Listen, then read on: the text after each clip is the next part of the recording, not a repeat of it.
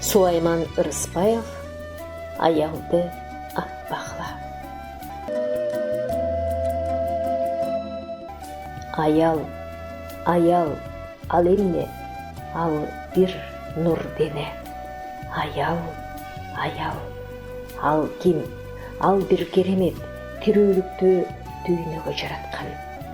Тирүүлүктү дүйнөгө тараткан ал бир керемет.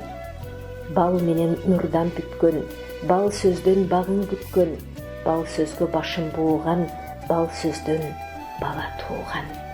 Аял ким? Дүйнөнүн тең жарымы, дүйнөнүн ак жарыгы, аялдан жаралган бүт бардыгы. Аял ким?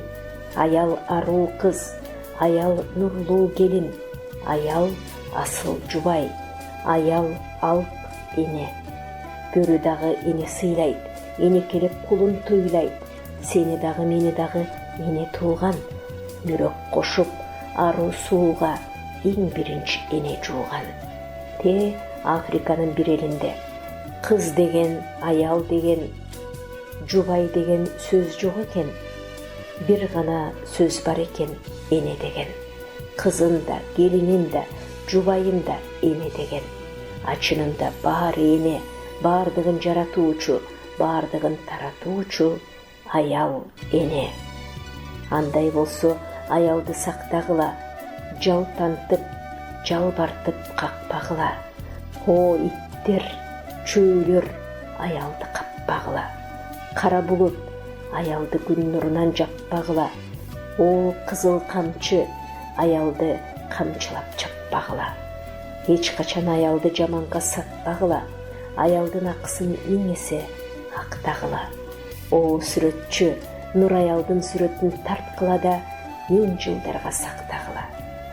О бутуң менен басып, мурдуң менен тынгандар, аялды ар кимиң барктагыла.